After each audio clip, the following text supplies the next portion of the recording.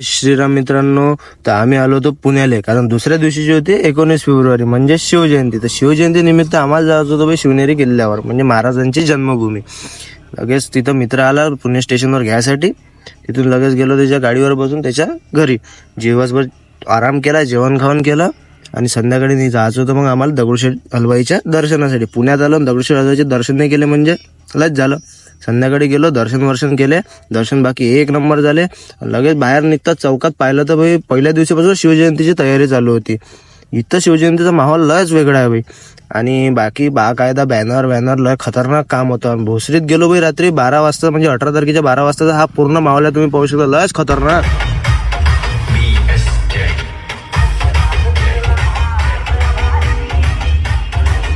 रात्रभर आराम करू. दुसऱ्या दिवशी सकाळीच 5 वाजता निघालो आपण शिवनेरी किल्ल्यासाठी. पुण्यावरून शिवनेरी किल्ला 70 किलोमीटर अंतरावर आहे. आणि पुण्यावरून तुम्हाला, आम्ही तर बाईकने गेलो होतो, तुमच्यासाठी इथून तुम्ही जर बाईकने जायचं तर बाईकने पण जाऊ शकता. आणि इथे सिटी बसेस पण काही टाईमात अवेलेबल आहे. मग पोचलो आपण शिवनेरी किल्ल्याच्या पायथ्याशी. गाडी लावली पार्किंगमध्ये, निघालो ट्रेकिंगसाठी. आम्ही ज्या टाईमला चढून राहिलो त्या टाईमला काही लोक तर वापस येऊन राहिले होते रे भाई, म्हणजे ते सकाळीच गेले. हा जो तुम्ही वर पाहून राहिले हा एका छोट्या डोंगरावर बसलेला शिवनेरी किल्ला आहे मित्रांनो. आणि हा किल्ला जास्त मोठा नाही आहे, हा छोटाच आहे. पण इथे 19 फेब्रुवारी 1630 साली शिवाजी महाराजांचा जन्म झाला होता. पुणे जिल्ह्यातील जुन्नर तालुक्यात हा शिवनेरी किल्ला आहे. आणि याच किल्ल्यावर आपल्या महाराजांचा जन्म झाला होता. आणि आम्ही वर चढलो, वर दिसली तर पब्लिक थांबलेली. आणि पब्लिक कोण थांबून ठेवली आहे, मग स्क्रीनवर दिसले देवाभाऊ. मग माहीत पडलं देवाभाऊ सोबत इथं एकनाथ शिंदे आणि अजितभाऊ पवार पण आले होते बा म्हणून.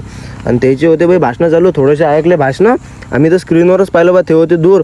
आणि त्याचे भाषणं झाले आणि त्याचा झाला भिंगोडा चालू. 3 जण बसले भिंगोड्यात आणि गेले बाई. कुठं गेले तर इथं होता पोवाड्यांचा कार्यक्रम चालू.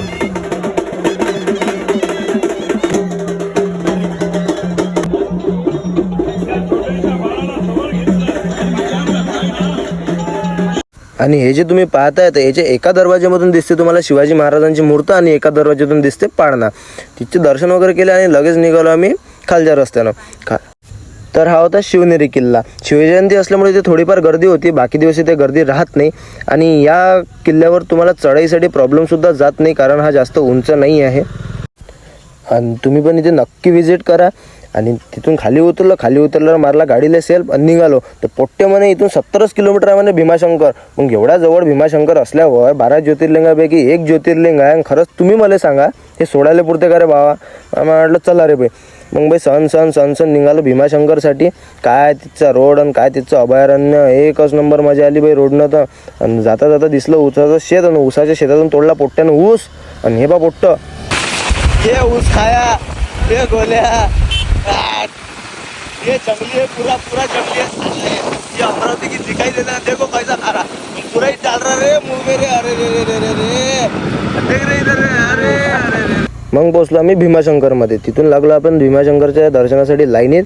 इथं काही जास्त मोठी लाईन होती नाही, 1-1.5 तास लागले तरी आम्हाला दर्शनासाठी. एकदम काही गर्दी होती नाही. आणि इथे तुम्हाला मोबाईल वगैरे अजिबात लॉकरमध्ये ठेवण्याची गरज नाही आहे. फक्त इथं गाभाऱ्यामध्येच तुम्हाला मोबाईल यूज करू देत नाही. दर्शन मात्र एक नंबर झाले.